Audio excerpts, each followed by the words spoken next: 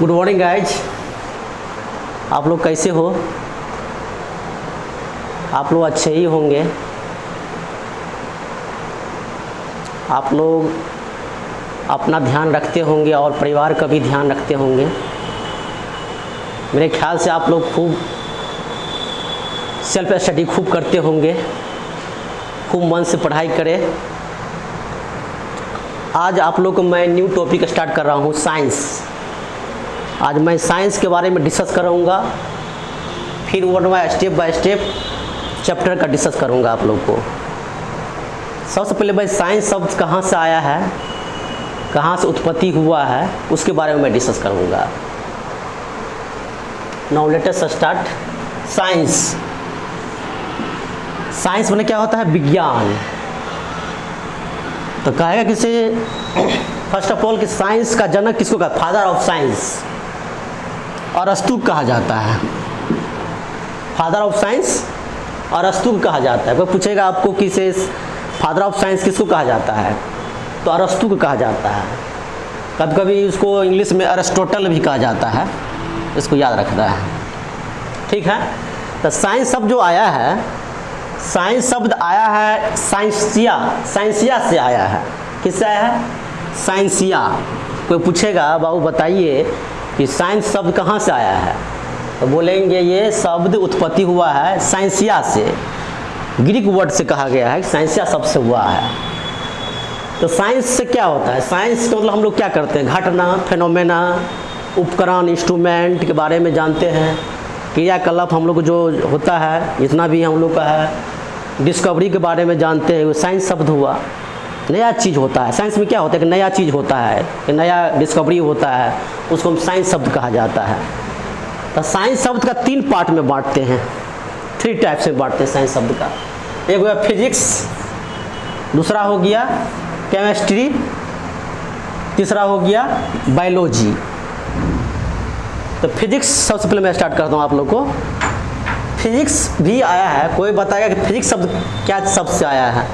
तो फिजिक्स शब्द जो आया है फ्यूजियस शब्द से आया है। फ्यूजियस मैं इसीलिए आप लोग को लिख दिया हूँ कि आप लोग स्क्रीन शॉट भी ले ले। इसी चलते आप लोगों को मैं लिख दिया हूँ, नहीं तो इस समय डिस्कस करूँगा कि कभी आप लोग को मैं जो भी पढ़ाऊँगा वो बेसिक नॉलेज से स्टार्ट करूँगा। बेसिक नॉलेज देना हो, उसके बाद मैं मतलब कि बिलो से एभव तक मैं आप लोग को मैं डिस्कस कराऊँगा। कोई भी चैप्टर में पढ़ाऊँगा आप लोग को तो बेसिक से स्टार्ट करूँगा। तो फिजिक्स शब्द जो है, फिजिक्स शब्द जो आया है, कोई पूछेगा फिजिक्स शब्द उत्पत्ति क्या से? फ्यूजियस से आया है, जिसको कहते हैं हम प्रकृति, नेचर के बारे में कहते हैं। तो फिजिक्स का क्या हुआ? फिजिक्स शब्द जो आया, तो एक आया कि जिसमें एंशिएंट फिजिक्स कहा जाता है। 2 पार्ट में बटा है फिजिक्स शब्द, दो भागों में बढ़ता है। एंशिएंट फिजिक्स एक है तो मॉडर्न फिजिक्स, 2 पार्ट में बढ़ता है। तो एंशिएंट फिजिक्स से पूछेगा कि का जनक किसको कहा जाता है? फादर ऑफ एंशिएंट फिजिक्स तो सर आइजैक न्यूटन के कहा जाता है। सर आइजैक न्यूटन साहब को कहा जाता है। फिर फादर ऑफ मॉडर्न फिजिक्स को कहा जाता है, अल्बर्ट आइंस्टीन को कहा जाता है। अल्बर्ट आइंस्टीन को कहा जाता है। तब सबसे पहले हम बात करता हूँ एंशिएंट फिजिक्स के बारे में। Ancient physics, father of ancient physics जो सर आइजैक न्यूटन साहब, सबसे पहले जो ये 16 सेंचुरी में आए थे। जो एंशिएंट फिजिक्स हम लोग को जो विज्ञान का जो हम लोग को जो उत्पत्ति हुआ, जो हम लोग को जो विज्ञान भाषा जो स्टार्ट हुआ था 16वीं शताब्दी से स्टार्ट हुआ था। 16वीं जैसे हम लोग का भी चल रहा है, किस्मी चल रहा है, तो 16वीं शताब्दी से स्टार्ट हुआ था हम लोग को।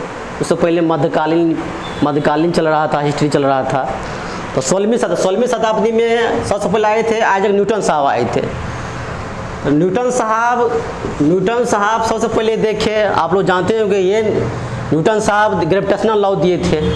हम लोग जानते हैं कि न्यूटन साहब क्या लॉ दिए थे? ग्रेविटेशनल लॉ, कि कोई सेब नीचे क्यों गिर जाता है, सेब नीचे क्यों गिर जाता है। वो सोचे, न्यूटन साहब ने सोचा क्यों गिर जाता है, तो वो देखा नहीं, पृथ्वी जो हमारा है, पृथ्वी पर हमारा जो फोर्स लगता है, नीचे का जो अट्रैक्शन करता है, ग्रेविटेशनल फोर्स लगता है। तो न्यूटन साहब पहले ने सोचा। कोई पूछेगा कि जो मॉडर्न एंशिएंट फिजिक्स के जन्मदाता कौन है, तो बोलेंगे सर आइजैक न्यूटन साहब थे, जो ने ग्रेविटेशनल लॉ के रूल दिए थे। हम लोग पढ़ेंगे। Next modern physics. उसके बाद आए न्यूटन साहब के बाद नेक्स्ट सेंचुरी में तो आए थे अल्बर्ट आइंस्टीन आए थे। अल्बर्ट आइंस्टीन साहब ये सापेक्षता के नियम दिए थे, हम बताएंगे आपको। तो अल्बर्ट आइंस्टीन साहब हम लोग को रूल दिए थे सापेक्षता, रिलेटिविटी थ्योरी दिए थे। उसके बाद है कि फर्स्ट पार्ट हो गया फिजिक्स, दूसरा पार्ट साइंस में आता है केमिस्ट्री। केमिस्ट्री में हम लोग क्या पढ़ते हैं? केमिस्ट्री में हम लोग स्टडी ऑफ केमिकल के बारे में पढ़ते हैं। जब केमिस्ट्री स्टार्ट करूँगा आप लोग को, तब मैं आपका डेफिनेशन लिखाऊंगा, ठीक है। तो पहले सबसे पूछेगा केमिस्ट्री शब्द किस शब्द से आया, उत्पत्ति हुआ है? तो कीनिया शब्द से आया है। कीनिया शब्द से आया है। खुला पदार्थ, ब्लैक मैटर भी कहा जाता है। फादर ऑफ केमिस्ट्री लेबोरेटरी कहा जाता है। कोई आप लोग डियर स्टूडेंट पूछेगा कि फादर ऑफ केमिस्ट्री किसको कहा जाता है? केमिस्ट्री रसायन शास्त्र का जन्मदाता किसको कहा जाता है? लेबोरेटरी कहा जाता है। किसको कहा जाता है? लेबोरेटरी कहा जाता है। चलिए आप नेक्स्ट बताते हैं आपको। नेक्स्ट बायोलॉजी दो शब्द से आया है। बायोलॉजी का अगर हम बात करेंगे, इसको पार्ट तोड़ेंगे, बायोस लोजस हुआ। बायोस माने क्या हुआ? दोनों को मिलाएंगे तो क्या हुआ? लिविंग थिंग के बारे में करते हैं। कोई बोले पूछेगा आपको बायोलॉजी क्या है, तो हम स्टडी ऑफ लिविंग थिंग, सजीव वस्तु के बारे में हम अध्ययन करते हैं। लिविंग थिंग में क्या होता है? सजीव वस्तु, इसके बारे में स्टडी करते हैं, उसको बायोलॉजी कहते हैं। तो हम समझ गए। फिजिक्स का जो उत्पत्ति हुआ फिजिक्स शब्द से आया। फिजिक्स के दो पार्ट में टूटा है, एंशिएंट फिजिक्स, प्राचीन फिजिक्स। एंशिएंट फिजिक्स के जन्मदाता किसको कहा जाता है? आइजैक न्यूटन कहा जाता है। फिर मॉडर्न फिजिक्स जो हम लोग आधुनिक फिजिक्स को किसको कहा जाता है? अल्बर्ट आइंस्टीन कहा जाता है। न्यूटन साहब हम लोग को ग्रेविटेशनल लॉ दिए थे। अल्बर्ट आइंस्टीन साहब क्या दिए थे? सापेक्षता, रिलेटिविटी थ्योरी दिए थे। ये पूछता है एग्जाम में, रिलेटिविटी थ्योरी किसने दिए हैं? तो अल्बर्ट आइंस्टीन साहब दिए थे। और न्यूटन लॉ जो हम लोग पढ़ेंगे वो कौन थे? आइजैक न्यूटन साहब दिए थे। फिर हम लोग पढ़े हैं केमिस्ट्री सब जो दिए थे लेबोरेटरी साहब दिए थे। याद रखना है, पूछता है एग्जाम में कि केमिस्ट्री का जन्मदाता किसको कहा जाता है? तो लेबोरेटरी साहब के। बायोलॉजी का जन्मदाता किसको कहता है? अरस्तु कहा जाता है। याद रखना है। डियर स्टूडेंट, हम देखते हैं अब एंशिएंट फिजिक्स और मॉडर्न फिजिक्स में क्या डिफरेंस है। एंशिएंट फिजिक्स जो होता है, एंशिएंट फिजिक्स आइजैक न्यूटन साहब दिए थे, और मॉडर्न फिजिक्स दिए थे अल्बर्ट आइंस्टीन साहब दिए थे। तो कोई पूछे, आप लोग को पूछेगा कि कब से स्टार्ट, एंशिएंट फिजिक्स कब से माना जाता है? तो ये बिफोर 19वीं सेंचुरी से पहले माना गया है। जो हमारे न्यूटन लॉ जो दिए थे न्यूटन साहब, तो 19वीं सेंचुरी बिफोर दिए थे। और ये अल्बर्ट आइंस्टीन जो साहब जो दिए थे आफ्टर 19वीं सेंचुरी दिए थे। तो आइजैक न्यूटन साहब दिए थे ग्रेविटेशनल लॉ, हम लोग जानते हैं।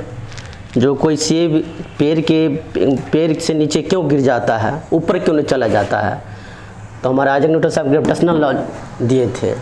जो ग्रेविटेशनल फोर्स बराबर क्या होता है? F इक्वल टू क्या होता है? G m1 m2 by R square. G क्या होता है? जी होता है ग्रेविटेशनल कांस्टेंट होता है, ग्रेविटेशनल कांस्टेंट। जी का मान भी याद किया जाता है। m1 m2 क्या हुआ? m1 m2 हुआ मास हुआ, r क्या हुआ? डिस्टेंस हुआ। हम डिटेल नेक्स्ट आप लोगों को पढ़ाऊंगा। आप जब ग्रेविटेशनल चैप्टर पढ़ाऊंगा तो उसमें डिटेल पढ़ाऊंगा। याद रखिए ग्रेविटेशनल फोर्स सूत्र क्या होता है, F = G(m1m2/r²). ठीक है, सबसे पहले हम इसका जो एंशिएंट फिजिक्स का जो हिंदी होता है चिर संपत्त भौतिकी, प्राचीन भी बोल सकते हैं। तो पूछेगा एंशिएंट मैंने जानते हैं प्राचीन होता है, तो उसका लेकिन हिंदी होता है चिर संपत्त भौतिकी होता है। तो इसमें क्या होता है, कोई पूछेगा एंशिएंट फिजिक्स में क्या चीज़ डिस्कवरी किया गया था, किसके बारे में अध्ययन किया गया था, किसके बारे में स्टडी किया गया था। इसमें जो हुआ था द्रव, मैटर, एनर्जी, ऊर्जा, एनर्जी, ये इसमें क्या किया गया था न्यूटन साहब कि इसमें जो डिस्कवरी किया गया था कि द्रव ऊर्जा कैन नॉट बी कन्वर्टेड, मतलब इंटरचेंज नहीं हो सकता है, ये हम इसको बदल नहीं सकते हैं, इसको क्या हम बदल नहीं सकते हैं, इसके बारे में वो अध्ययन किए थे। जैसे कि हम द्रव से ऊर्जा को हम बदल नहीं सकते हैं, ठीक है। इसमें जस्ट अपोजिट किए थे आइंस्टीन साहब, जो उनका नोबेल प्राइज जो मिला हुआ है, ये पूछता है एग्जाम में कि जो आइंस्टीन साहब किस पर अपना शोध किए थे, स्टडी किए थे, ये रिलेटिविटी थ्योरी पर दिए थे, ये सापेक्षता का सिद्धांत पूछता है एग्जाम में कि बताइए जो आइंस्टीन का रूल क्या होता है, आइंस्टीन का जो लॉ दे क्या था, E = mc², E = क्या होता है mc²। तो इसमें जस्ट अपोजिट हुआ, हम क्या बोले कि द्रव मैटर से ऊर्जा कैन नॉट बी कन्वर्टेड, इसको हम कन्वर्ट या इंटरचेंजेबल नहीं होता है। यानी ये क्या होता है E = mc², ये क्या होता है देखिए, ये क्या है, इसके जो हम दे दिए हैं सिंबल दिए हैं, मतलब कि इंटरचेंज होता है, क्या होता है इंटरचेंज होता है। आइंस्टीन साहब ने दिए थे रिलेटिविटी थ्योरी का रूल जो दिए थे E = mc², ये क्या हुआ एनर्जी हुआ,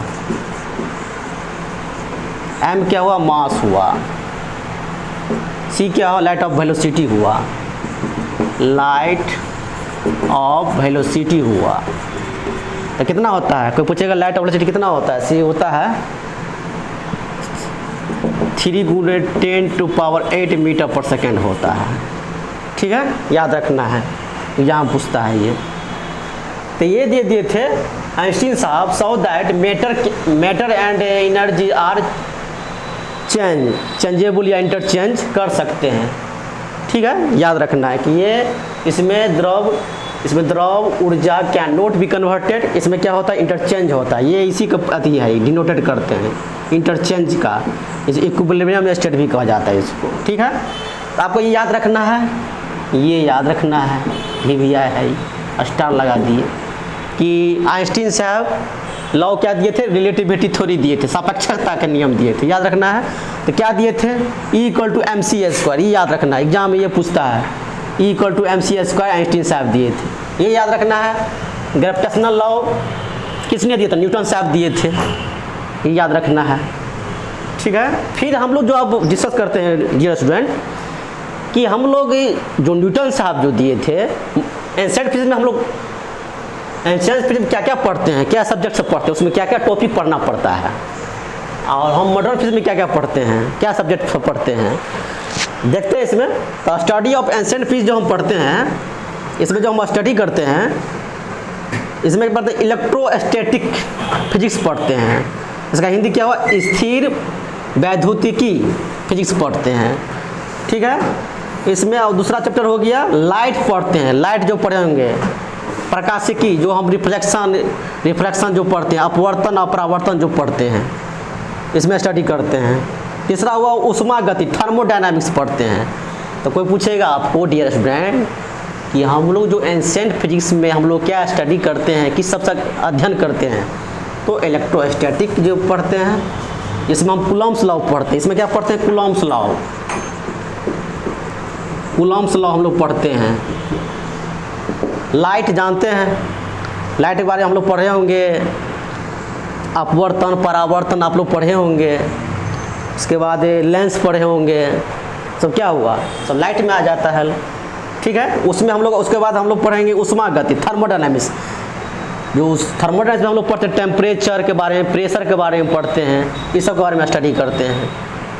ठीक है बाबू, कोई पूछेगा आपको डियर स्टूडेंट कि हम एंशिएंट फिजिक्स में क्या स्टडी करते हैं तो बोलिएगा इलेक्ट्रोस्टैटिक्स अध्ययन कर रहे हैं, लाइट चैप्टर पढ़ते हैं, थर्मोडायनामिक्स पढ़ते हैं। ठीक है, आप देखते हैं मॉडर्न फिजिक्स में जो हमारा 19 आफ्टर 92 सेंचुरी में आया था, इसमें हम लोग क्या अध्ययन करते हैं, न्यूक्लियर फिजिक्स, नाभिकीय न्यूक्लियर फिजिक्स के बारे में अध्ययन करते हैं। जैसे कि हम लोग जो परमाणु जो इस न्यूक्ली कहा जाता है, एटम हुआ, परमाणु हुआ, एटम हुआ, आप लोग मॉलिक्यूलर हुआ, मॉलिक्यूल्स हुआ, इसके बारे में एनर्जी, मैटर, इस सब के बारे में अध्ययन करते हैं, न्यूक्लियर फिजिक्स के बारे में अध्ययन करते हैं। कोई पूछेगा कि हम जो मॉडर्न फिजिक्स के में हम क्या क्या स्टडी करते हैं तो बोलिएगा न्यूक्लियर फिजिक्स के बारे में स्टडी करते हैं। और दूसरा इलेक्ट्रॉनिक्स के बारे में अध्ययन करते हैं, एलईडी लाइट इमिटिंग डायोड के बारे में अध्ययन करते हैं, एलसीडी, जितना भी इलेक्ट्रॉनिक डिवाइस है उसके बारे में स्टडी करते हैं। तो मेरे ख्याल से आप लोग समझ गए होंगे कि हम आप लोग का आज साइंस का मैं पूरा बायोडाटा आप लोग को बताया। उसके बाद मैं नेक्स्ट बाय स्टेप आप लोग को मैं सब्जेक्ट टोटल साइंस पेपर आप लोग को मैं यूनिट चैप्टर स्टार्ट करूँगा, यूनिट से लेकर टोटल सब्जेक्ट आप लोग को पढ़ाऊँगा। आप लोग मेरे ख्याल से आप लोग समझ में आ गया होगा। Thank you so much. आप लोग स्टडी करते रहिए, पूरा मन से स्टडी करते रहिए। Thank you.